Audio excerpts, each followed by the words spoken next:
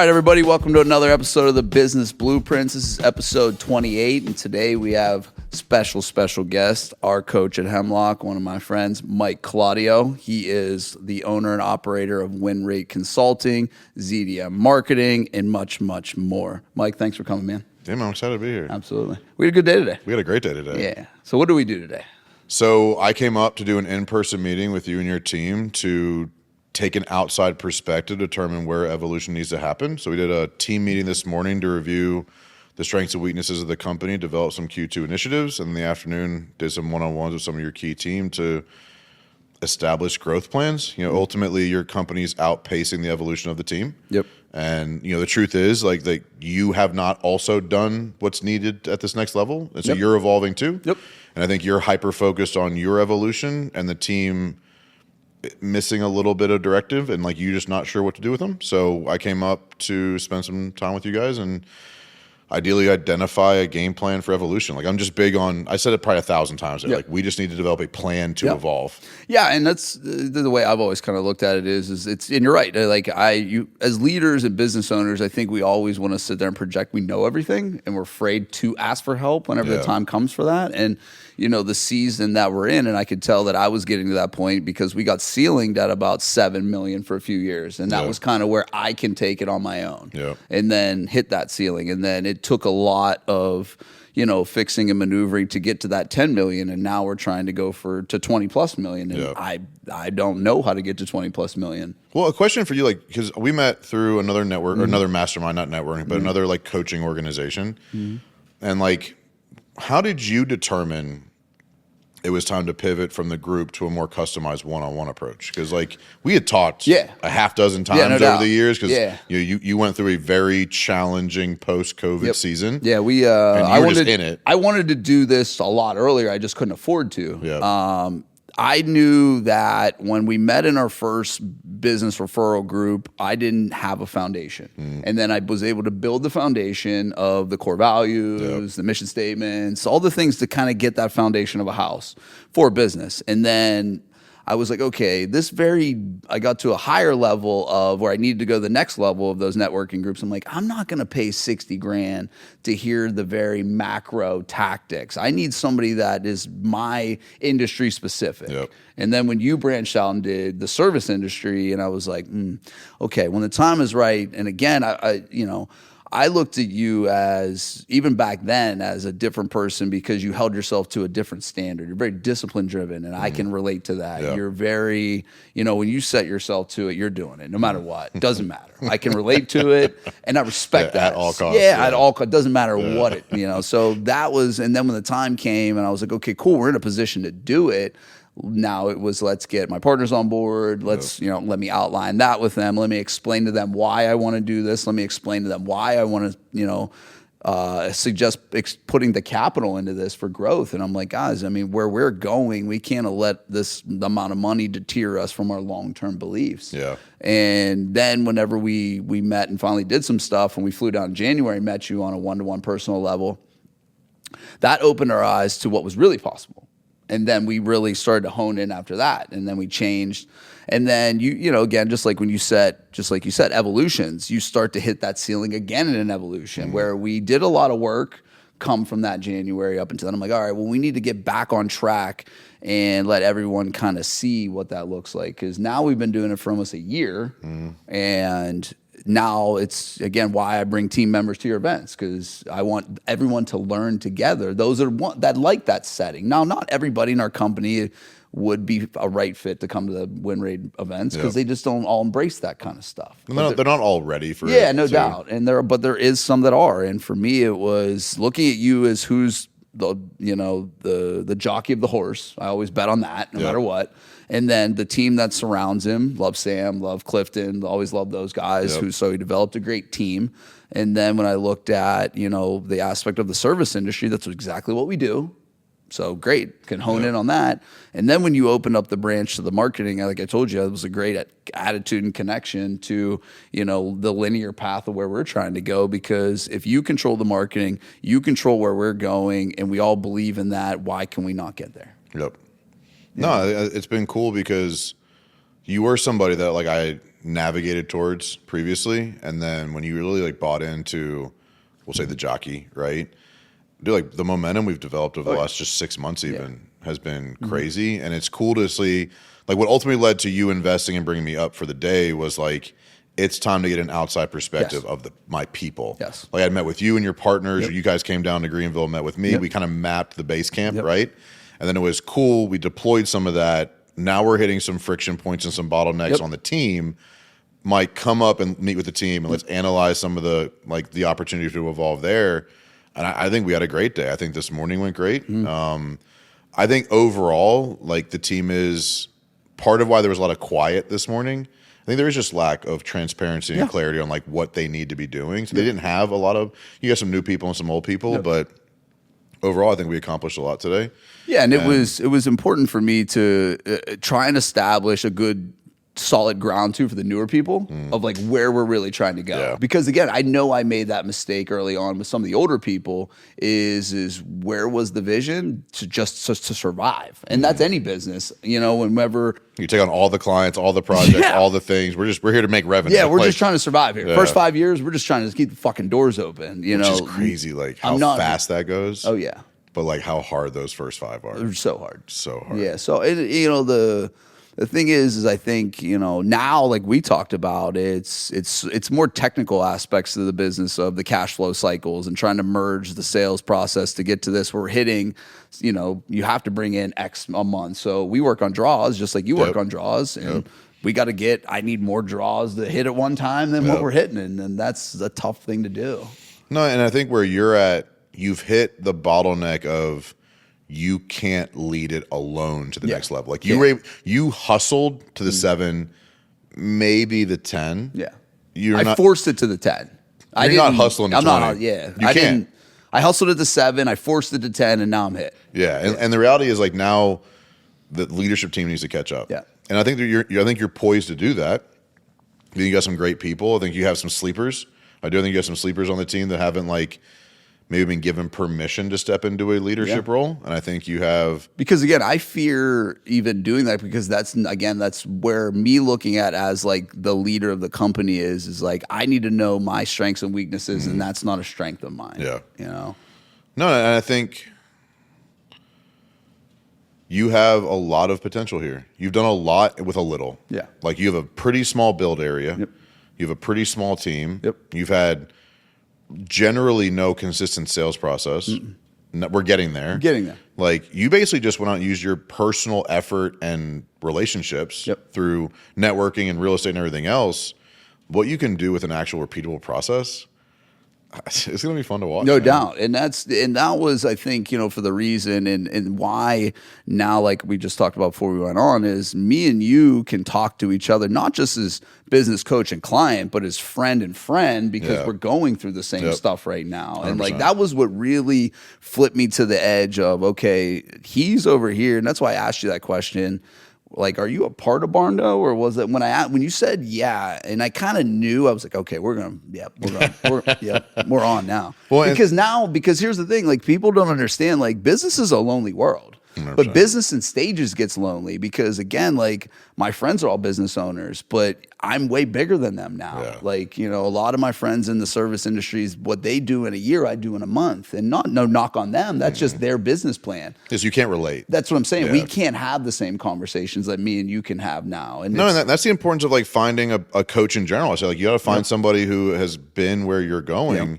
And like, so I stepped into the Barndo Co., which is a semi-custom barn dominium builder based out of Greenville. So like we're at that 50 million mark. Yeah. Right. And like, I'm running that company. Yep. And I say some things, I'm like, how do I get it all done? Yeah. Like there are days I'm like, how do I run so many things at once? But the reality is systems, processes, and leadership. Yep. And what I do to accomplish so much across so many people, because like if you look at the entities I run, I lead probably 120 people, $80-ish million in revenue across 3 states, like across all of it. Yep. And like, that's a lot. It's a lot. Yeah.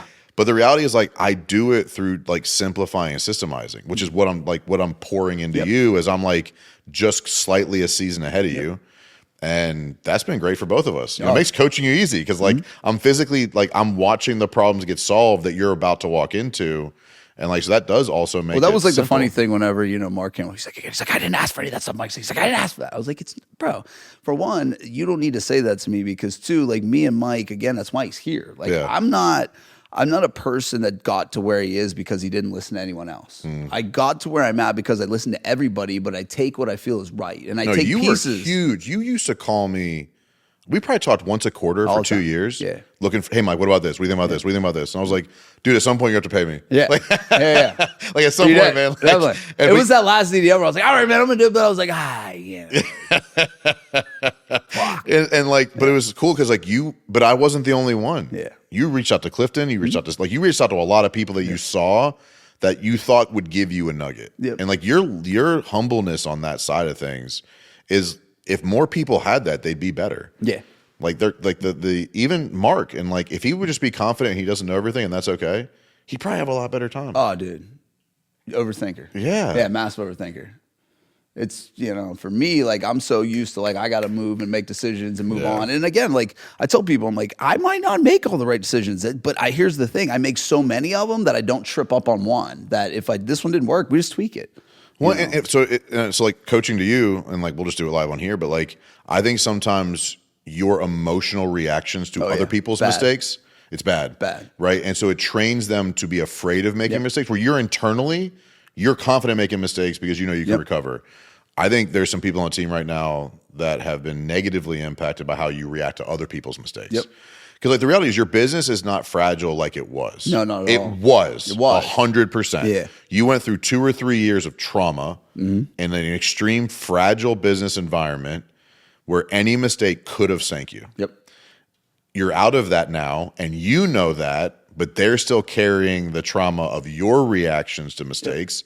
And it's definitely created some challenges on the team in some places more than others. And that's the fascinating thing that kind of energizes me with this, because it makes me look at myself differently now. And it's going to now, like, this is kind of what I was, and this was my underlining. I don't want to say like what I was hoping was going to happen, but it was an underlining result I was hoping of today was you were going to say that, meaning like, Bryan, you got to work on this, this, and this.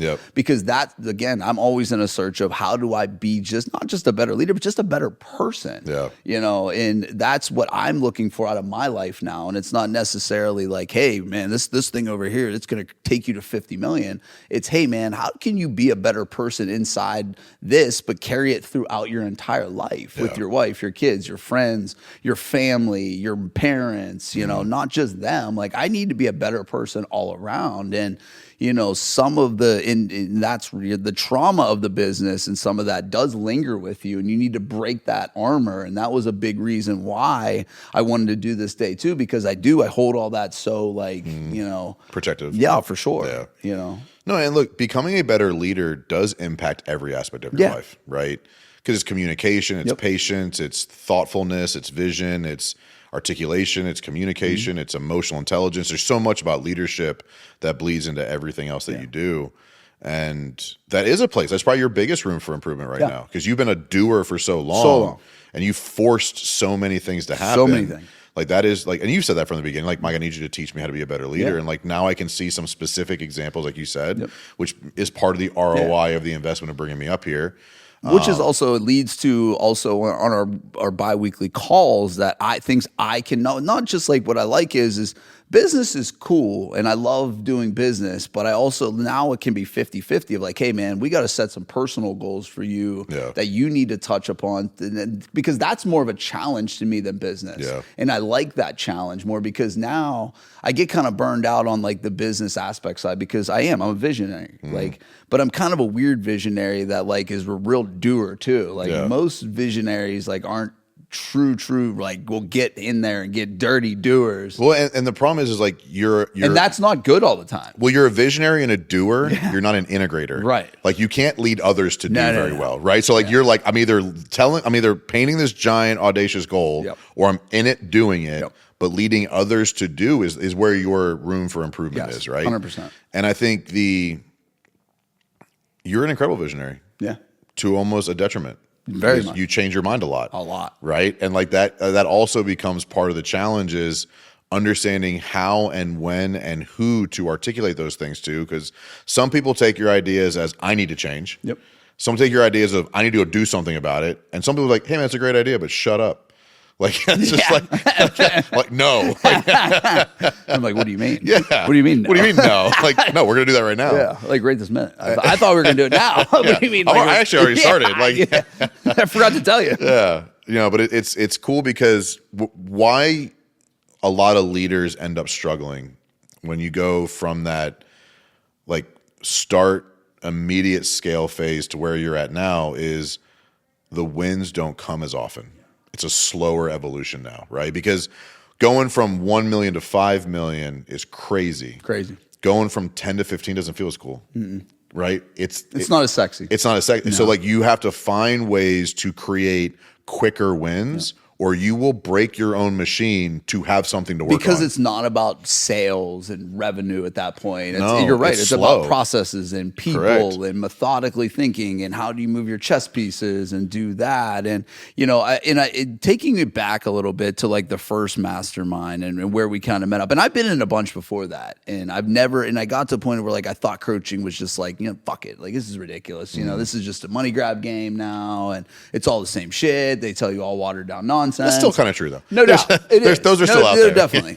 And, what it was is when I got into that kind of that 2021 year with the other networking event, like those core group of people, I still talk to like every week. Yeah. You guys like travel together Yeah, still? dude, like, still. They come to they come to my house. I go to their place. We're going to go to Florida this year. Like, Chase is proposing to his girlfriend. We'll all be at the wedding. But back in that era, I needed to work on myself. Yeah. And now I feel like that was the big thing. I need to work on myself again because I feel myself starting to slip away from that of like, hey, man, you're just putting on this really hard exterior for no reason. And it's really going to fucking hurt you and be detrimental to your long-term growth and success. So I'm really excited to get back into that of working on myself again because I'm starting to, when we talked about this a little bit on our walk even, and, just that kind of whole circle of where I need to be a better, father and person and this and that. And I identify all these weaknesses. One thing about me is I'm never going to sit here and say that I'm perfect or I'm this. Like I know most of my character defects. And now I need to hone in on to be that next person. And I always kind of go back to it and why I like Kobe so much. When Kobe came into the league, he wore number 8. Everybody fucking hated him. He was this egotistical, cocky basketball player that never passed and never did this and never did that. And then when he switched to 24, he became the leader. He became the guy that saved the Olympic team. He became the father. He became the mentor. He became that person, and that was not necessarily, that was really what allured me to that. Whether it's my I think I've watched every Kobe video and read every Kobe book known to human man. And, that's taught me a lot about how he looks at his daughters and, and how he raised daughters like I raised daughters. And, that was a very delicate thing for me because I have to take off that hard exterior for them and, put on that, hey, we're going to dance. We're going to jump on the trampoline. We're going to, collaborate with these things. You can't fake it with kids, man. They call you on your shit. And that was always my thing is I hope that I can come, because when I was younger, I was number 8. I'm egotistical. I'm cocky. I have this attitude. I don't want to pass the ball to you. I don't want to do these things, but I want to end up at 24. I want to shed my skin and be more of that person and leader and, someone that, can, show that real growth can happen. It's just refreshing to hear somebody who shares that perspective because it's uncommon. Yeah. It's uncommon to have that level of humbleness and personal evolution goal. Because it's not sexy. No. It's not social media worthy. You're not going to get recognized for it. Nobody's going to compliment you. No one's going to say anything about it. And that's part of the problem, I think, with that personal development game is that you don't get the same recognition you do for I built a $10 million. Wow. I went to my daughter's recital. Okay. What's going to the daughter's recital actually took more effort and intentionality than building the $10 million business. Way more. Right? Because we were built for the $10 million Correct. business. No, forcing yourself to go sit there and watch a 6-year-old play baseball, that's grueling. I went to my niece's basketball game and they're 9 and they scored 12 points combined. It's that's grueling. Boy, that takes actual effort and attention and discipline. But No, and like what I like about you is you're not going to stop till you get there. No. And like, That's what I like about you. yeah. But I've also watched your growth. Yeah. Like I'm a people watcher of people who I admire and people who I look up to. I follow your life and your content, and you've been open about your story. And even whenever you post a thing, I messaged you the other day. Yeah. Like I'm not afraid to reach out to people and be like, hey man, that was like you said. Like I was never afraid to reach out to you. I was just always afraid of the response. You're gonna get the truth. I just, I'm not sure where this is gonna go, but I'm gonna ask the fucking question here. Yeah. Regardless, you send it like with a wink. yeah, I'm like, oh god, there's the bubbles. It's like, but like you said, I mean, it's just so true. But I also told the team that I was like, we all really need that. Like, we need that honest evaluation. Because again, we might think that we're really good here, but we're not. And we paint that to ourselves like we are doing a good job, and and most of the time we probably are, but not necessarily everything. And well, like my job isn't to tell you where you're doing a great job. Yeah. My job is to tell you where you need to improve, Yes. right? And like I told some people some truth today that they were not ready for. Yeah. And I'm okay with that because I've learned how to deliver it in a like I care about you. This is coming from a place of love. Yep. I'm not trying to knock you or make you feel bad. Like this is a truth that I believe. And that took time too. Like learning how to tell people the actual truth took time. Like that was a skill set I had to develop over time because like people aren't used to it. They're not used to like getting the whole truth. And sometimes they don't agree with me. And I don't need you to agree with everything I say. I'm just telling you based on the context I have, this is what I believe. And that's why people invest in outside perspective. Like you don't have to, like you said, I want everybody's opinion and I'll pick the pieces I want. Yeah. If people heard me today and their only response was defensiveness around what I said wrong, they missed the point. Sure. They missed the piece they could have gotten from it, right? they missed the piece of growth. Right. There was something about something I said that would have helped them. Something triggered them Correct. to put on a negative connotation with it and not understand. This is an outside interpretation. Based on a very limited context Very and perspective. limited. But Because a lot of me experience. and you know each other, but you don't know them. Right. But I have a lot of experience of judging these ecosystems, right? But I think that's where a lot of leaders struggle over time, especially when you have those employees that like went through the shit with you, but they stop evolving. Yeah. That's the hardest one. Yeah. Like man, you stuck with me through the hardest We were seasons. just talking about that. Like you, and then now I need you to evolve, and you're not, Yeah. or you can't, or you don't want to. We're like, hey, the machine evolved, and the role you need to play on the ship now is different than what you signed up for, and like those are the tough ones. That's why I've always gravitated towards the women. Like, not because like they think logically. Men don't. Men think more emotionally than the ladies do. Agreed. In business. Yep. Like Sarah's my right hand person. Yep. Like it's like just in life and business. Like I don't read legal documents. I don't read any documents. I don't do any detail trust her, stuff. yeah. I might be signing all my shares over. No fucking idea, but I'm signing it. I'll keep that in mind. Yeah. But like again, it's just like she knows that. Yeah. And that's the person that I put everything into. Then, Taylor, who, is partially my assistant or administrator, and this, like, again, like you're a 22-year-old girl that handles a lot of responsibility, and that's you react logically to that. You're very, very mature. Because most guys don't, like, even the guys in our office, a lot of them just, our maturity levels are very low. I think I agree with you. I also navigate towards trusting women faster. But I think it's just because like we've seen the behind the scenes of men differently. Yeah, very much. And so I think we all deal with a certain amount of insecurity around men because of like we've seen men. Yep. We're like we haven't been like behind the scenes with women the same way. Yeah, I've never had a woman rob me. Yeah. Not yet. Knock on wood. Yeah. But like I think I also tend to communicate better. Like Lindsay's like my Sarah, right? And Tiff's been a huge benefit in the business. But like then me and Sam will like bicker over stupid shit, right? And so it's kind of cool to see that dynamic. Because you're two type A guys. Yeah. How does that work with? Because you got some type A people on your team.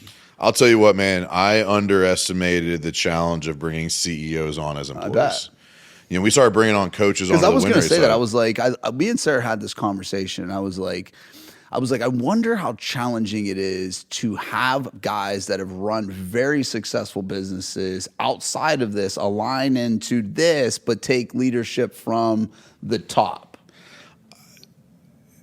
Man, it's a story. So The reality is I've had more coaches not work out than work out. I'm sure. That's the truth. And that's every employee. Yeah. But like, I underestimated two things. One, I underestimated the pressure of the responsibility of leading captains, right? Because like I have CEOs, business owners that show up to my team meeting who run multi 8-figure companies.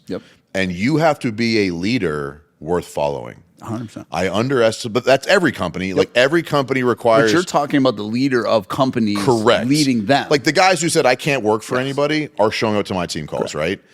I underestimated the pressure of like continually over, like, because I've had coaches on staff. Clifton was one of the first ones, for almost 3 years, of continually evolving a step ahead of them to build a mission they want to continue to be a part of, because they have different perspective. They ask different questions.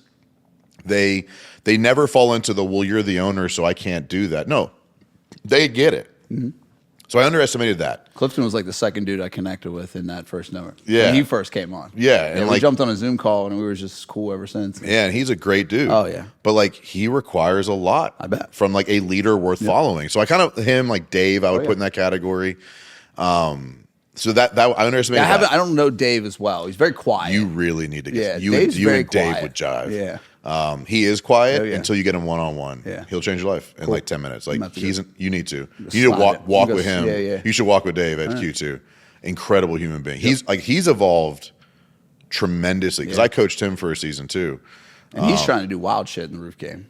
He's trying to exit now. Yeah. I mean, like when I coached him and then I coached his leadership team probably 3 years ago. 3-4 years ago. He's evolved wildly. But he's you would love how talking to him. But then the other part that like the challenge is they're not used to being held accountable, because like, you know, giving a performance improvement plan to a CEO, that was awkward, man. That was awkward.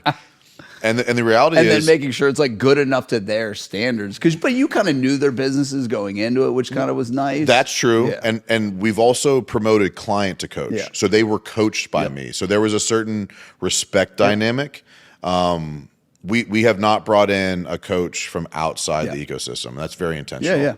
I think it was a great move. Yeah, but the reality is, like, here's the part I underestimated. I was met with a substantial amount of imposter syndrome. I bet. From them. I bet. And like people like you, I'll use you as an example. If someone has a question, you'll give them a piece of advice. The minute someone starts paying for that advice, the internal expectation changes. Right. So if I say, hey man, I want you to be a coach here. The first call, like, well, what does a coaching call look like? What do you want from me? You've been a part of it, but you've never sat on the other side of it. And I underestimated how challenging it was going to be to get some of these guys out of their own way. Because when it went from, I know a lot about business, I can help people, to someone's paying for this. And I did not have a great onboarding training protocol for coaches. Like I just coached, and I assumed everybody else would just be able to coach, because it came naturally to me. So like the first several coaches came on with like nothing. It was like, hey man, it was like our first couple employees. It was like, hey man, you want to be a coach? Yeah, cool. Here's a client. Like, and they're like, okay, like that's kind of how it went. And then calls are on Wednesday at 4. And then we went like up, we over invested on some and like brought them on too soon. And then now we're figuring out like year 3, year 4, but like the imposter syndrome I was not prepared for. And like helping people appreciate they already have enough information, because like our process is when a client onboards, like we do a discovery call, we do a personality test, we do a questionnaire, and then we intentionally assign clients to the coach most likely to be able to help them. So like we don't put somebody with a coach that won't be able to help them. But from the coach's side, like, well, what if I can't? And this whole like imposter syndrome happened. That was hard. That was really hard, because I just assumed they would be fine. You'd be fine. And I would have thought so too. The reality is because they were already so used to being paid for services that you wouldn't. But not again, advice. it's a different. Not advice. And like that I underestimated. So like we went very aggressive in 2024 on like developing like a coach's onboarding protocol, coaching standards, guidelines, and like we really built out a good process that the last 3 coaches we brought on had a completely different experience. But we've probably failed with more than we've kept. Like we have 9 right now. I bet we've had 30 over the years that like some people never even knew about because it just didn't work. I didn't. Yeah. So like there's probably a lot I didn't know about. We failed way more than we've been successful with that. Because the other side too is like I'm also like they're still business owners, right?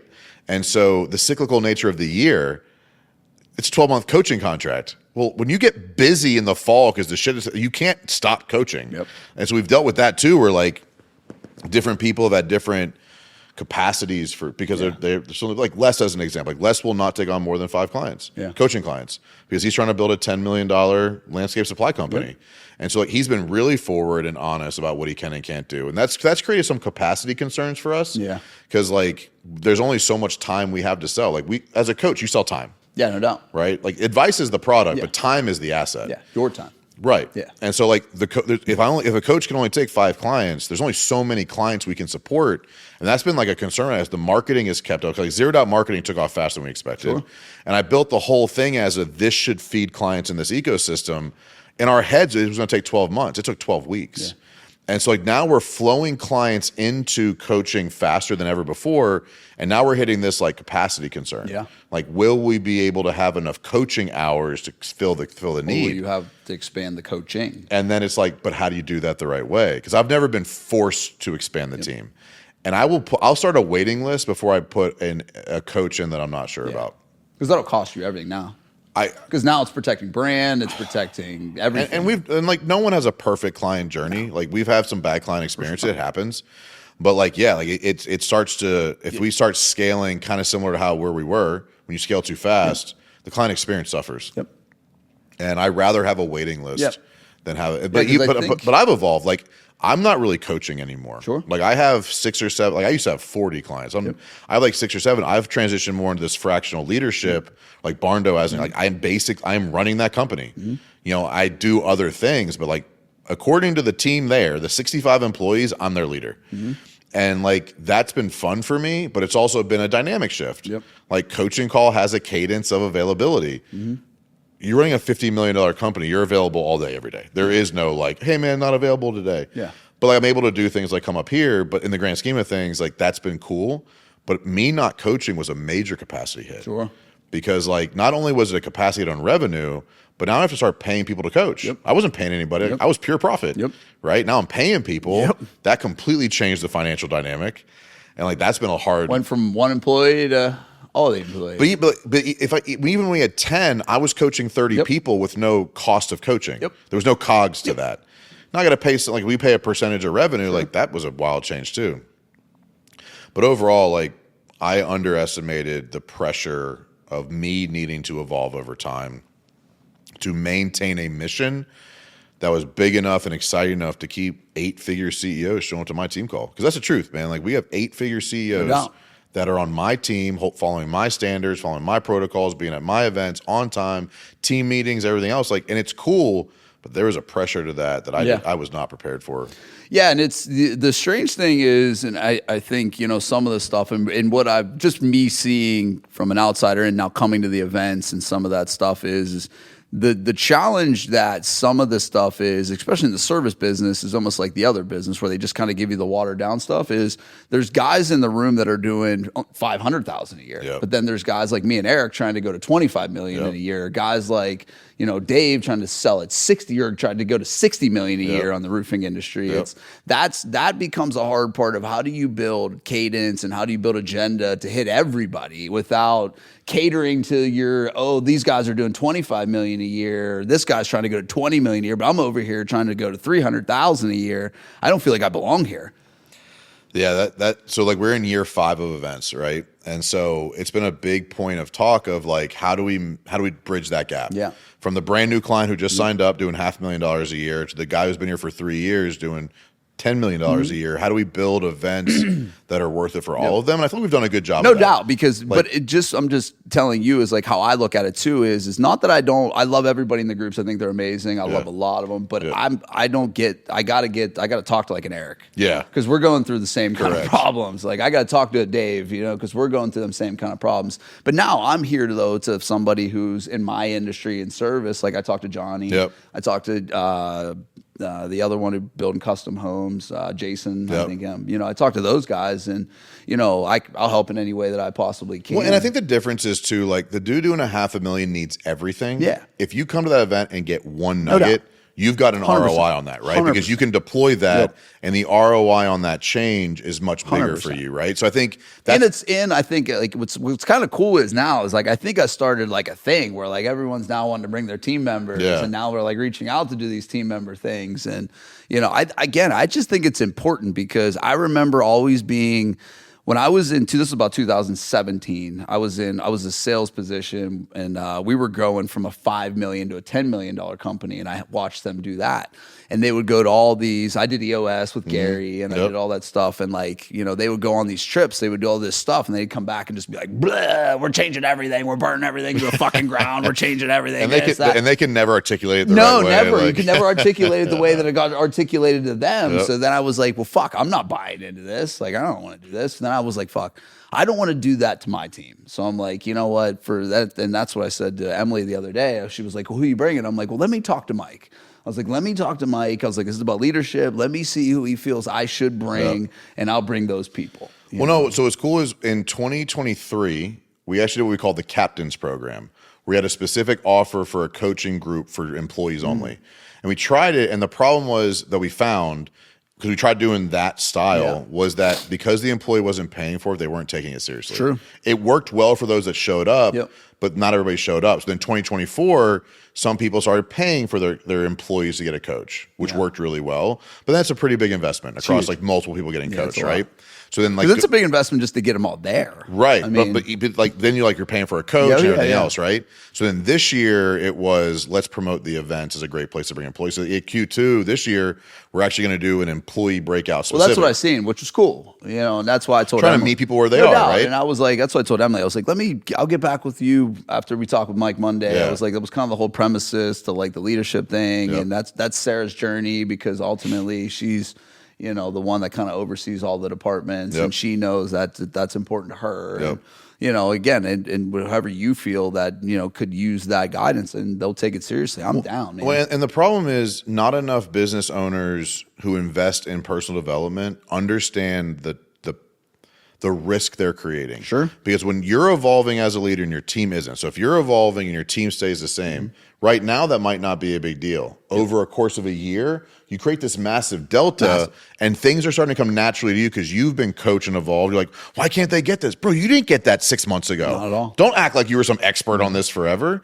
And I think people out-evolve their companies, and then they start to resent their team for not keeping up. And that's what I kind of even said today when I was like, guys, this is more for you than it is for me. I was like, I'm going to evolve no matter what. Yeah.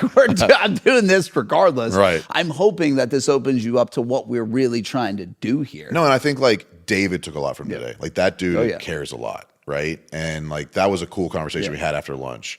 And you can see some of the people who were like, and I specifically kind of told him that. I was like, yo, bro, I was like, if you have an opportunity and you need something, you should ask. I was like, don't be afraid. I was like, because I already paid, so you're good. We already paid. He's not going to give you the same answer he gave me. Like, you know what I mean? Like, you're good. Okay. He's not holding out with he's the not good holding advice. out right now. But I think so, like, but that's, I think, a lot of business owners that I've met that are into personal development don't invest in their team. Correct. And the truth is, you're going to invest a tuition one way or another. No doubt. Either you're going to invest in coaching or development or events or something, or you're going to invest in the mistakes they make. One's going to cost you more than the other. And I think that's been cool for you. And I think alignment's a big one too on it, is because, like you said, like my way to get to the path of where we want to go changes a lot, but where we're going to go hasn't. Right. Like that doesn't change. It's just how we're going to get there. Certain seasons, I feel a little bit different. Like every time we come out of a winter, it's cash flow fucking crunch time. Like we're, so your creative juices are different. Yeah, no doubt. Like our revenue, like I told you, like, you know, we had a decent quarter, but except February, we were down 71% revenue. Like we couldn't get the draws to hit. We only had 2. I mean, weather was tough this year. Awful. Yeah. You know? Well, and the reality is, what people I think underestimate is part of evolving your team is teaching them how to manage you as the visionary. Because your team right now is unevolved as leaders. They don't know even how to push back on you. So their only option is to go with whatever you're saying today. And the reality is, man, like sometimes you say shit out of your ass. No doubt. And it wasn't meant to be like an initiative creation. It was just some idea you had.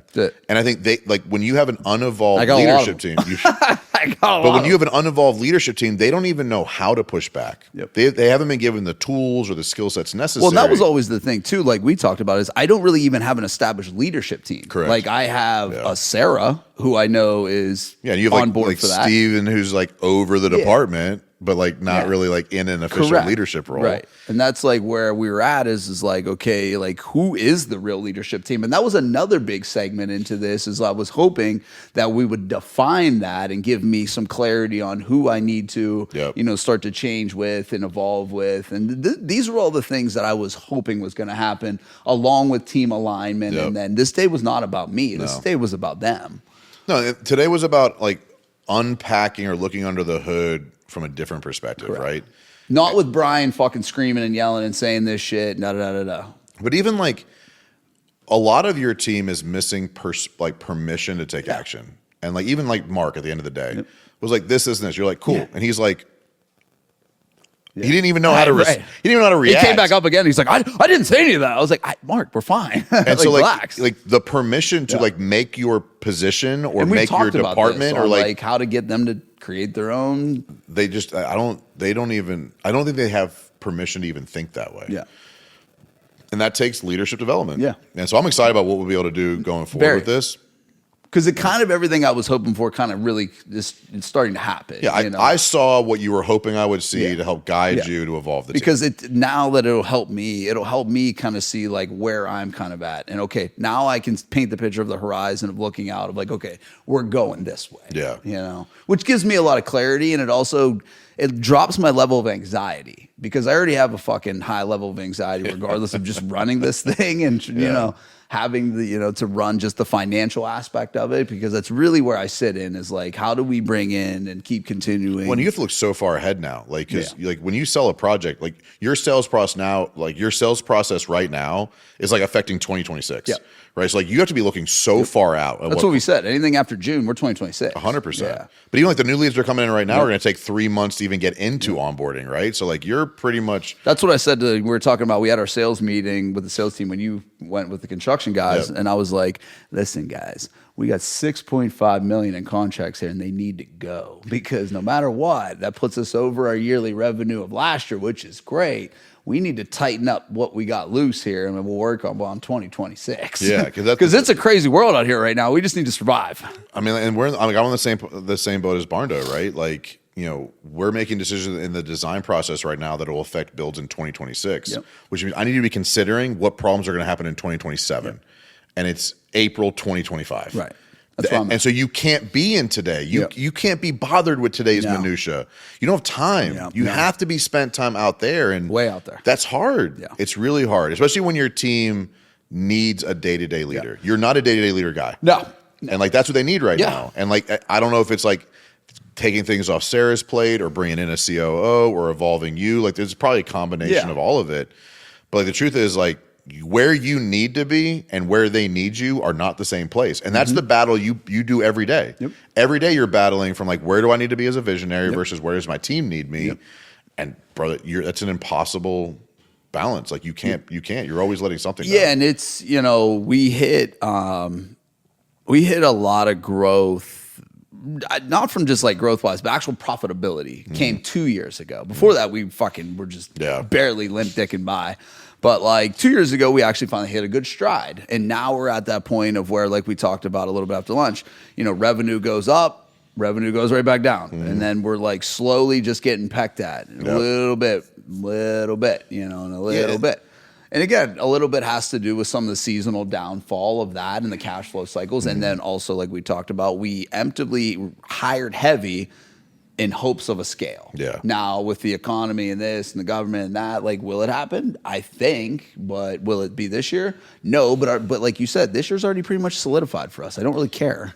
Well, and the truth is, you're in a position right now, at least from what I can tell, to afford the overhead to build the scale, right? Yeah, it's just that's what I was having the conversation with my partners is I was like, guys, I'm telling you why the checking account's going like this into this into this, and this into this. It's because we're not merging everything as tightly as we need to be. Well, you got like one PM that's been there for a month, right? You know, Bob's good, but like the reality is you're just not able to produce work fast enough right now. Correct. Or enough volume of it. Which is happening. It's coming, right? The reality is like there's not a single person right now you could fire that wouldn't stop the evolution from happening. You're not over-employed. You're employed perfectly. It just hasn't showed up and that's a number that I always kind of look at is like our overhead ratio compared to revenue. That's a big number for me. I don't want it to hit more than 12%. Like that's just really where I'm at. I like that sweet spot of that. Again, it's when you're looking at an overinflated company, are we overinflated? Fuck no. Do we have probably even a little less? Yeah. But even like, my dad's coming on next week as part-time to take over permits and some of the shit that like just drags down Taylor. And we're starting to do that. Add little arms of people buying that back time and making the process more linear and hoping, again, like that's why I have empathy for Mark, because I am Mark. I'm a very fast-moving person that hates details, and I recognize that early, and that's why Sarah was our first hire. Because I'm like, okay, if I'm going to do this, I need somebody that's like, listen, slow the fuck down. Just give it to me, sweetheart. Just give it to me. Get out of the way. You know what? I'll fucking read it. Just get out of the way and move. You're not even going to read it anyways. And I'm like, you're just going to sign some shit. And that's what I did. And she watched it for a while. She's like, you just fucking sign shit. And I'm like, yeah, well, I got to go. But that's where most leaders struggle is like you have to hire ahead of the money. And like we're doing the same thing right now. Like I'm like our overhead budget's in the same like 12 to 13%. And my payroll budget's 7%. And like we should hit 50 million this year. But crazy. I'm not trending towards 50 right now. So like how do I hire to get there? That's what even my accountant said. He's like, where do you think you're going to go? I was like, I don't know. He's like, how about we put you down for 16.5 million? I was like, okay, okay, maybe, I guess. Well, and like the reality is the averages would tell us that I think 15 to 16 million is very realistic. For sure. But you're not trending towards that in Q1. No. But if you don't hire in Q1, they're not trained for Q2. And if you're not trained in Q2, you're not hitting the production quality or quantity to hit the number. They're like, fuck, how am I doing this? Yeah, what are we doing here? And like that's why like you've done a good job, I think, scaling without outside capital. I think you've done a really good job. And I've never wanted it. At some point, though, like I think I have now that I have the maturity to handle it and I have the discipline to handle it, but I also have the vision to handle it. I think I could have allocated that way earlier and pumped the EBITDA way the fuck up and inflated numbers. Yeah, but you'd invested wrong. I would have totally invested wrong because I didn't know where to invest it. No, I needed to go through that COVID shit to like really show me how to learn how to manage money. I needed to be an operator in the sense of money. No, and like I'm in the same boat with Barndo right now. Like I'm in the same boat with WinRate right now. It's like we have to create a certain amount of headcount and expenses to create the momentum to get where we want to go. But the problem is like that takes gas. And the gas is capital. And like it really does require capital at some point. Like at some point for you to you have to make 6 hires in 1 quarter. Well, that's what we were even talking about. And we talked about that at the last WinRate. We were like, bro, I'm learning capital allocation. I'm like, oh God, there it is. It's the next fucking step. It's the next step. I was like, well, at least I know who to call. Well, dude, in December, I had to sit down and build a $50 million budget. And like, that's intimidating. Sure. And like it was great. It was a great lesson learned, and we're redoing it now going into Q2. Like we're about to rebuild it again. Like we will rebuild a 12-month rolling projection every 90 days. Did you go back and analyze it quarterly from the first quarter? So we did a budget versus actual for Q1, and then we rebuilt construction schedules. Now we're going to redo a rolling 12-month projection. Because in our world, you should be able to do a 12-month projection, right? From like what's in the sales pipeline, what's in design, what's in finance, what's in production. Because you only really have 2 cycles. That's it.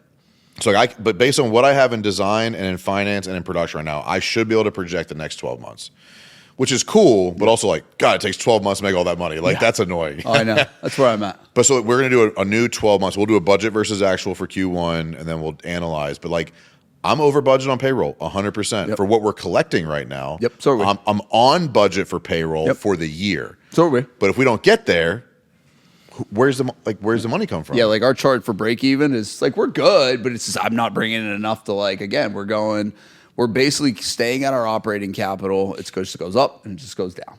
Well, and the truth is, for me to get to the 100 million, which is where we're going, like the goal is 10 and 10. 10 markets, 10 million per market, 10 million minimum. if we get to 10 and 10, we'll realistically be at like 120 to 150 million. Yeah. Because some markets will be doing more than 10.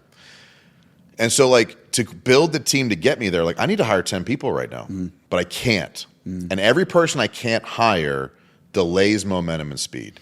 And so like I would benefit from like 2.5 to 5 million in capital right now. Because like we just built out 3 new offices. We want to build out 2 more. Like I need to hire 10 plus people. We want to invest in marketing differently. Like, do you ever fear that the payback on that holds it back in the long term though? Depends how you get it. Yeah. Right. So like if we bring on an equity partner, it makes sense. You know, if I say, hey, we'll sell 10% for 5 million, that makes sense. More. I'm not the owner, right? So like I'm not the official owner, so I can't make that decision. It's not my equity, but that's what I did with WinRate. So I haven't I'm going to start talking about this. That's why I asked that, because I didn't know if you were going to try and go that same model. So at WinRate, built the marketing company, trying to scale that, hired heavy in front of scale, wanted to reinvest more aggressively this year in client acquisition strategies and business development. You can only reinvest profits so quickly.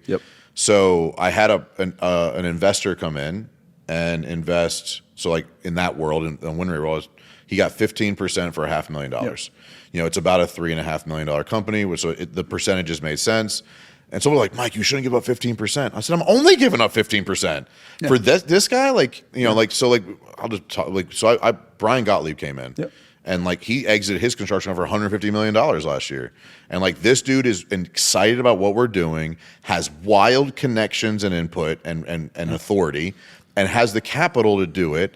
And so now I can hire the people, do the marketing, bring on the speed we're going to operate in Q2 with an extra $500,000.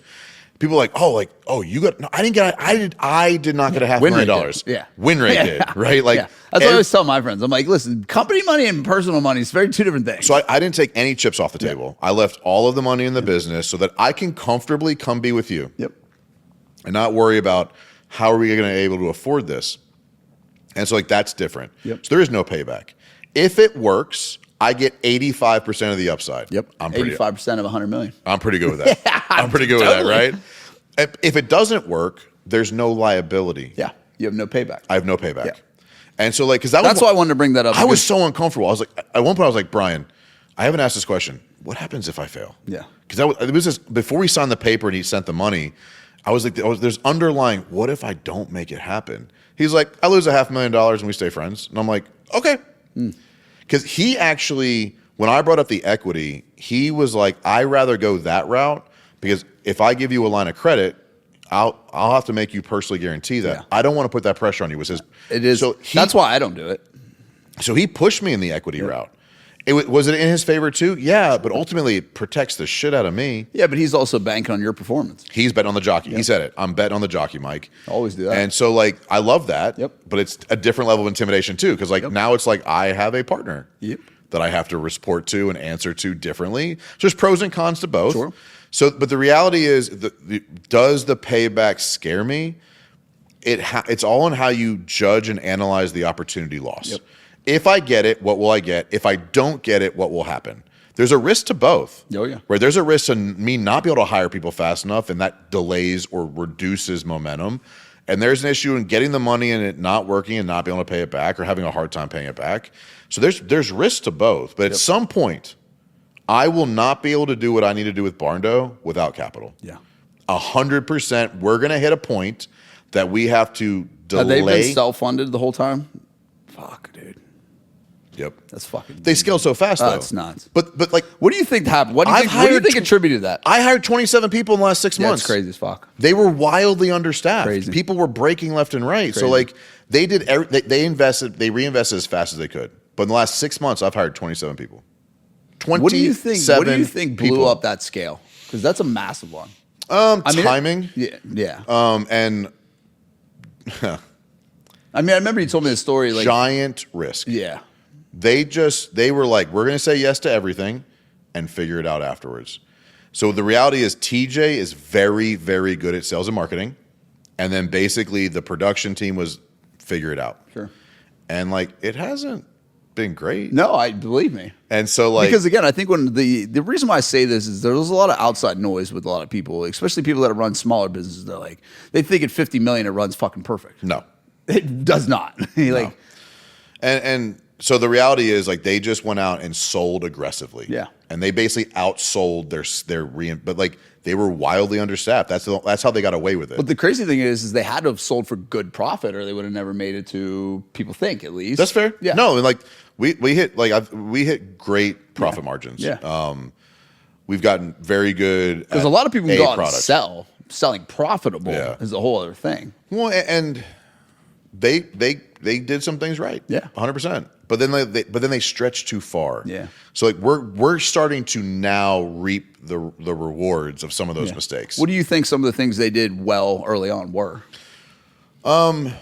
Barn dominiums were just hot. Sure. Like they focused on barn dos. Like, And you guys do true barn doors, like barn metal doors. fucking studs, Yep. Yeah, metal we roofs, do- metal siding. Correct. Yep. Like we do we don't do any of that We shit do here. a traditional barn dominium. So they did that well. They got very, very aggressive and good at SEO early. Like we rank nationally for barn dominiums. So like we get 700 to 800 leads a month. That's fucking crazy. It's crazy, Bro. And like crazy. So we used Go High Qualified, Sure.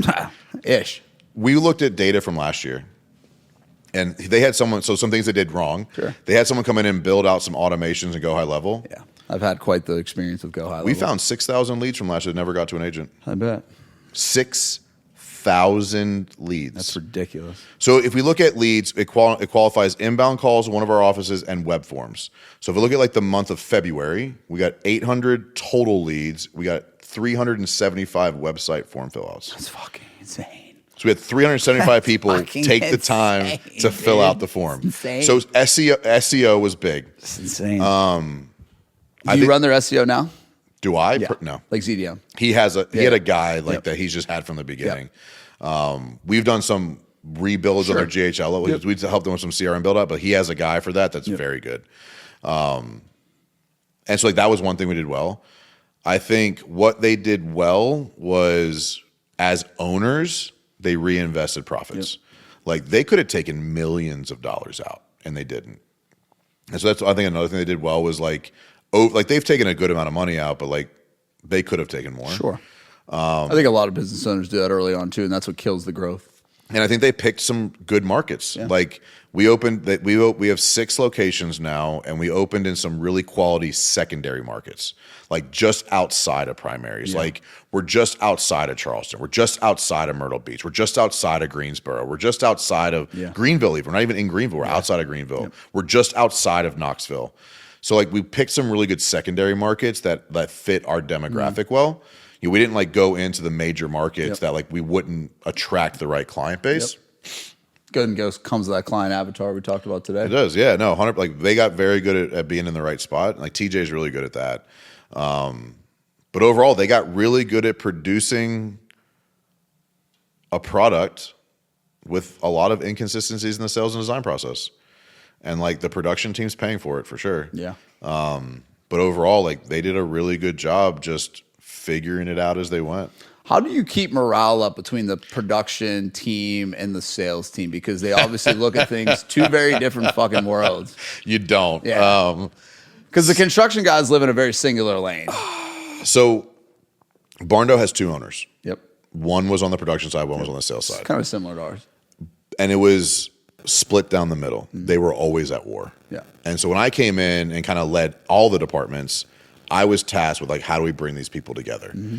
And so the reality is I had to sit them down. We had like a departmental wide meeting. We took like the leaders and like, so not just the leadership team, but like the key role players in each department who like everybody looks up to, and was like, all right, guys, we're not leaving this room until we squash this drama. And the reality was, it was like the company has 2 primary goals: produce revenue and protect profits, right? The sales team's first directive is create revenue. Second directive was protect profits. They never focused on that. Production's first directive is protect profits. Secondary is to produce revenue. We have to be able to build something we can sell, and we have to be able to sell something we can produce profitably. When I showed them how their jobs align, it helped them understand it differently. It wasn't us versus them. It was the same directives in a different priority level.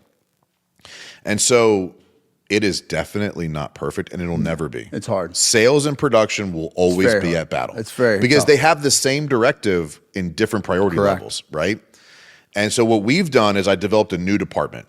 So we developed a client experience department that blends between sales and production. That's what we're trying to do with Kevin. Yep. And so like sales was responsible for onboarding, like selling, onboarding, and then managing the design process. Well, when you do that, a salesperson is going to navigate a design process towards getting what the client wants, not what we can produce profitably. Talked about that today. And so what we did was we put somebody in the middle. So sales is now responsible for onboarding. Then they hand it to the client experience team, and the client experience team blends sales expectations with build expectations with no skin in the game on either one. So that's ultimately how we're bridging the two together, is not them sales and production meeting. I put a mediary in the middle whose only job is to design something we can build profitably. And so they're taking the design standards and build standards from production and articulating certain sales expectations and managing the client experience in the middle. Because when you're a commission-only salesperson, you don't get paid till they close. Oh yeah, it's long. It's long. It's long. But it's also you're motivated to give the client what they want to get them closed. Yeah. And That was gonna be my next I question. don't blame you for that. That, like, if I'm a commission-only salesperson, I'm gonna be like, hey man, like my job is to get you closed. It's production's job to figure out the rest. Yeah. So now I have a team in the middle, which I hired a director of sales, transitioned my director of sales and director of client experience, and we hired selections managers. Their job is to be the proper expectation owner. They're gonna piss sales off and they're gonna piss production off, but their number one job is to design something a client wants we can build profitably. And so they don't have skin in the game on the commission on sales or production, and that's how we're going to bridge that. Is I have this between design team whose only job is to bridge that gap. And so the sales team is not responsible for anything in the design process anymore. They don't own it. They're involved, but they don't own it. Yeah. So when like this, the sales team is now subject to the standards of the design team, as opposed to owning it. And the production That's why we staff, split it up some the too. production staff is now responsible for training the selection managers on what we can and can't. Because we were running into issues. Yeah, we with, need like, to do a little bit better job at that. we were running into issues with like salespeople selling products that we don't even offer in some markets. Yeah. Because like, but I got them across the finish line. Yeah. That's not the only job. Yeah. No. So now that's where the job starts. now their only job is to get them onboarded. Wow. Qualified onboards is their number one directive. It's not contracts anymore. They still get paid on the contract, but they're handing over responsibility, which has been a major challenge. Did you have to shift around their commission pay? Since they're doing lesser than now. Cool. So we analyzed a couple different options. Because that's always a thing too. I Because- likely will at some point, Haven't yet. but for right now, we're doing a flat rate fee on each closing for the support of the selections managers. So we looked at like, hey, what volume do we need to support that team to cover the cost of their salaries? And we're pulling a flat rate on each closing that the sales team understands and they see the value in. Will that last forever? No. Yeah. At some point, I'll likely need to do some form of a commission adjustment. But right now, I'm just doing a flat rate fee out of the commission to pay for the services of the selections team. Yeah. So like you're buying back like 70% of your time. Yeah. Because like now you only have to go as a salesperson. Go to you're not doing design meetings and selections meetings and that kind of stuff. Because that's the hard part whenever, we even go to hire for sales, we'll get production salespeople. But production salespeople is fucking robotic, dude. So like if they click a mouse, oh, 2 of these, cool. Yeah. Here's the price. Oh, there's this floor plan. There's so many guardrails. It's just and the cycle's much faster. Yeah. So, they make fuck you money too. Like it's hard. Like they're like, why would I come into you? Like and work my ass off for what? I make $250,000 a year comfortably. Like, you're gonna give me what, 150? And I'm gonna have to get used to your sale. I'm sorry, your sales cycle's 7 months long? Like, fuck you. Yeah. And that was the tough part. Like even, I went against you told me not to hire our last sales guy. I did, and again didn't work out, because that was why. Because he came from a job he was used to making 13 grand at that became very robotic for him. He went to fucking 4,500 a month, and then couldn't the sales cycle duration just killed him. No, so like that's ultimately how I'm bridging those two things. Yeah. Is putting an ownership in the middle that has no skin in the game on either side. But it's definitely a challenge. Yeah. Because now the friction is going to be sales to selections. Yeah. Because if a selections team doesn't get the close, now the sales team is going to be like, you mess with my money, which is fair. Yeah. But the goal is buying back their time allows them to just sell more volume. Yeah. So, and that's what you guys are, volume-based business, basically at this point, with like still great margins. Yeah, I mean, because a lot of volume-based businesses start to run at like 10%. Like you guys are running above that. Yeah, you know, no doubt. But because the reality is, like, I'm running 6 moderate locations. The goal would be like 10 $10 million businesses, not a $100 million business, right? Business. So like each location has some of their own ownership, not like ownership in the business, but like ownership of tasks. They have an office manager. They have a sales. They have that's ultimately how you're technically running 10 businesses. Correct. Yeah. That was the thing I always kind of looked at and where I wanted to go with this, because I've talked to a lot of construction guys and they're like, dude, we made fuck you money at 50 million and we make okay money at 100. Yeah. Well, because like that 100 is not the next base camp after 50. It's like 250. Yeah. Like 100 would be like a bad stopping point, because you had to invest heavily to go from 50 to 100. Yeah. And that team at 100 can probably do 200. Yeah. Right. Like if you look at the C level and that kind of thing, right?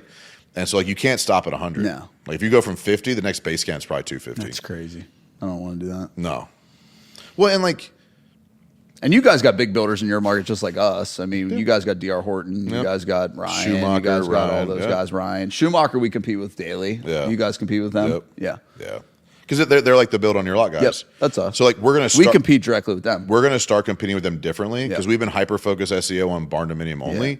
Now we're going to navigate towards they don't like us. build we on your right lot. Yeah, we're going to start navigating towards build on your lot, like SEO. Yep. So we'll start competing with them differently. Yeah.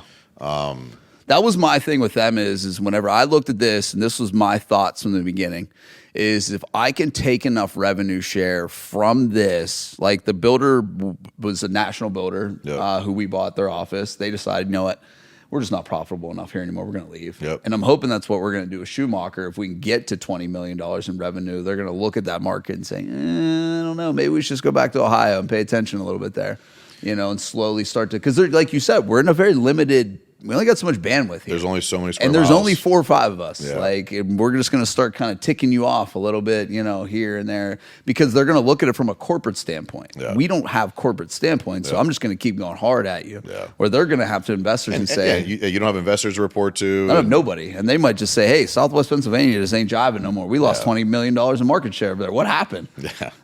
Fucking Bryan Bursick. Yeah, fucking.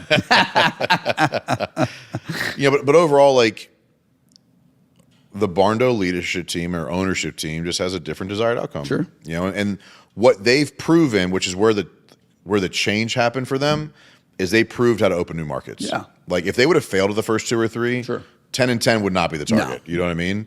They've seen what's possible. Yeah, we're at 6 locations now, and we still have 2 that are brand new that need to prove themselves. But like we've proven we know how to open. Like we opened Knoxville, and Knoxville's killing it. Yeah. And so like have you traveled down there and? I was talking to you, and you were traveling around. Yeah, so some of the... I was doing tours of the new locations. They were getting built out. So we built out 3 showrooms at the same time. I would not do that again. Yeah, I don't want to do it. No, I would not do that again. That was too many. But like we basically have to open 4 in the next 18 months or so, and like that's going to be a challenge because like I can't hire fast enough to fill those seats, Facts. and it's like that's where capital hire and train. Well, the reality, like until like I have 2 markets right now that haven't even proven return on investment yet. So to open 4 more without capital is going to be like near impossible. Yeah, sure. But the difference is like that's 10 and 10's like the next base camp. TJ's vision would be to be a national builder. Really? How many states? He wants to open 2 new regions as the next step. Wow. So like that'll be the next thing. It'll be like mid America and then west. Probably like Dallas and then like something in like Utah area. Yeah. But like that's like for him would be 2 new regions where like Greenville has like 9 satellites. Yep. Dallas 9 satellites. Yep. Call it Salt Lake 9 satellites because we've proven that model. Yeah. And there's no reason we couldn't do it in other regions. I'm gonna learn a lot. Yeah, sky's the limit. Well, that's the fun part about this, man. And I think that's, one thing that I really enjoyed is you're playing the game that we're playing. You're not talking about a game that you did play. I like it because we can learn in real time. with each other, and you can also leverage the same resources that we all kind of have. Like, hey man, how's it working for you? Hey man, how's it kind of working for you? Well, and I made a mindset shift at the beginning of 2024 that like I'm not a business coach. Yeah, I'm a leader of leaders who really understands this industry, and that shift helped me a lot in how I do what I do, because like I'm not a coach. I'm a really good leader of leaders, and I really understand this industry. And that helped me a lot in how I show up and what I took on and the opportunities I handled, because like definitely different from the time I met you in 21. For sure. Yeah. No, wildly different. What happened is I think I spent a lot of time deploying my skill set in businesses that really couldn't deploy it. Sure. So I didn't see the value in it. You step into a $30 million business and you realize like how much value you can bring. I didn't realize, honestly, like how much more valuable I am in the bigger companies. Because I struggle with some small companies to get them with the momentum, right? No doubt. And it's like the hard part. It's very hard. Yep. And so there was some hesitation on getting into bigger businesses, and like I got like Dave to 30, right? Because I coached him like from 15 to 30 million, and like now I'm seeing it at like the 50 million. I'm like, man, like I'm really good at this thing. Yeah. Like leading leaders is my thing. And that's why again, that was the alluring thing to me is I want to go from 10 to 20 and 20 to 30, and we'll kind of see where this thing stabilizes and see if we can, I'm not afraid to open up other markets. I just don't want to. I want to make sure we have a proof of concept. Well, and the truth is, like, I might be who you need in this season. Yeah. But I might you might need to pivot at some point, like, which is totally cool for me, because I've never wanted to be the, let me drag you out as long as I can coach. I'm gonna give you everything I can as fast as I can, and when you feel like it's time to move on, move on. Yeah. There's plenty of people that need my help. Millions of people that need my help. So that's been a different approach for me as well. Is like, I'm going to give you as much as I can, as fast as I can. And if at some point what I think is best no longer suits your desired outcome, I want you to move on to somebody else. Yep. Because I feel very confident in my strategy and structure and processes to build businesses. If you disagree with me, this is no longer a mutually beneficial relationship, right? And so like right now it's working. Yeah. But at some point I'm like, hey man, if you're not ready to open up new markets, I don't know how to build more revenue in the market you're in. Yep. And you have to be like, all right, cool, Mike, then like you can't help me right now. Yeah. And like the answer might be you can't, or the answer might be I don't know how. Yep. Those are two different answers. Someone might know how to maximize this specific region. Yeah. I'm not gonna, like, at some point you're gonna max what the market potential is in your geographic touch. Yep. And then you have to decide what you want. You might be like, hey Mike, I'm gonna scale back because I'd rather be at 10 million and not have to travel 2 hours to another office. That's cool too, because that's some people. I've helped some people close down secondary markets because it just wasn't serving them. Yeah. And I've helped people sell part of their business because it wasn't serving them. So like, I've experienced a lot in business in the last 5 years. And again, like it's like we stated, it's fun because it's a place that I can actually learn. Yeah. And that's what I really love about all this is constant learning. And that's what I've embraced with this is am I gonna find some stuff out about myself I may not want to hear? Sure. Am I okay with it? Fuck yeah. Well, you've been good too about, I'd be like, hey man, this is a problem. Do you want to work on this right now? You're like, nah. So I'm like, cool. Like, we don't need to. Yeah. Like, at some point, we're going to revisit this. Yeah. Like, and you're like, I'm not ready to focus on that. Yeah, I had that conversation. So, we'll just unpack that real quick and then we'll wrap up. But